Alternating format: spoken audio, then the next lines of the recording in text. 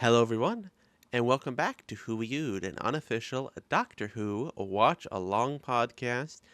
Today, it's just me, and I am talking about the first ever Doctor Who video game, The First Adventure. I play a lot of games, so naturally, the world of Doctor Who video games is immensely interesting to me. So, I'm planning, just like we've been doing with the TV show, I'm going to go through every single Doctor Who video game, roughly when it came out in comparison to the show. The very first one being, of course, The First Adventure, which is the sole one focused on the Fifth Doctor. It, of course, starts with its own rendition of the classic Doctor Who theme, which physically hurts to listen to.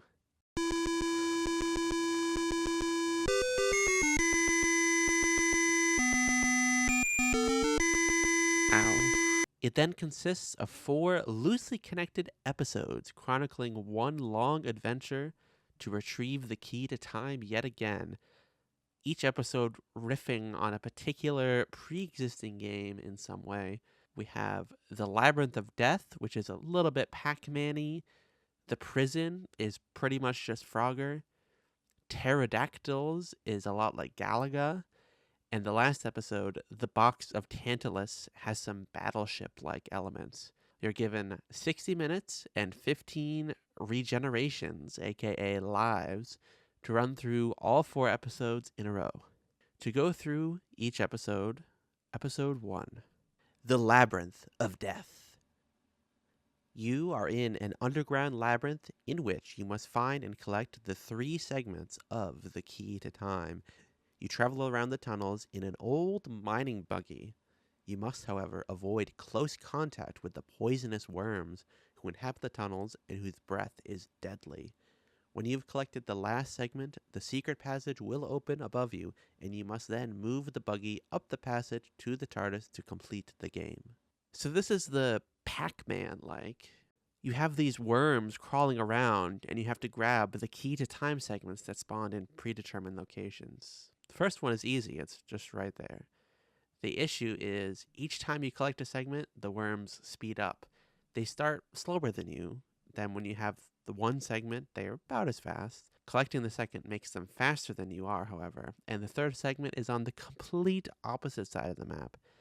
So, in order to have any chance of success, you need to run around without collecting the second piece, trying to manipulate their RNG so that they are all bunched together at the bottom of the screen. It's really damn tricky. You really have to get lucky. I spent the vast majority of my time trying this one again and again and again. Uh, Assuming you haven't run out of lives, you move on to episode 2, The Prison. Your friend has been captured and imprisoned in the enemy castle. You must rescue her by carrying 5 loads of explosive across the castle defenses and placing them in the alcoves along the wall. When the last load is in place, the explosion will break down the wall and allow your friend to be rescued. So this is basically just Frogger. You have to dodge the rockets or spaceships, something like that, and sea monsters to go to each of the 5 crevices at the end. And there he is, the Doctor we all know and love. The problem is, it is really laggy and unresponsive, which makes it really hard to time your jumps.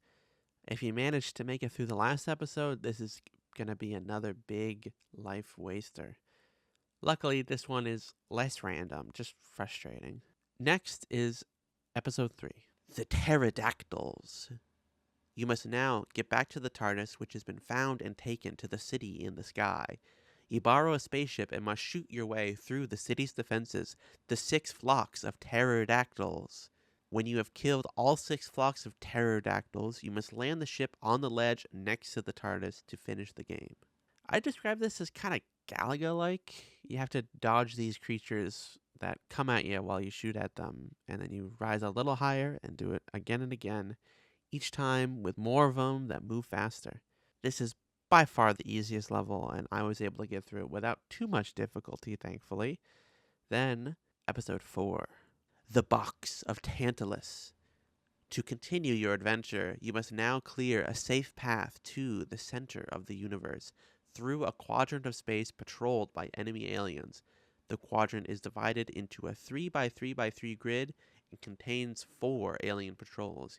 You must locate all the alien patrols by sending detector rays into the grid and observing where they emerge, if at all, and then destroy the patrols by firing a torpedo into their sector.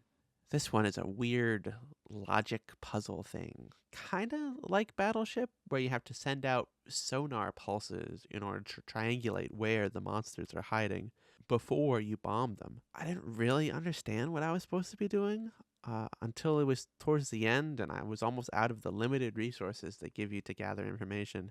And of course, I got here with just 10 minutes and just one life to perfectly figure it out. I did not make it, sadly. And the thought of bashing my head against the wall again and again on that first episode just made me want to scream. Fuck. I was so damn close. So I gave up. I didn't finish the game myself. Documentation of this game is rather slim as well, but courtesy of Necronom, I was able to see the ending here.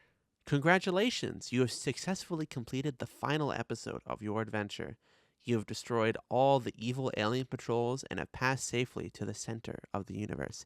The key to time vanishes from your hand, and you hear a loud noise as it turns in the unseen lock. A feeling of renewed youth courses through your body. The second age of time has begun.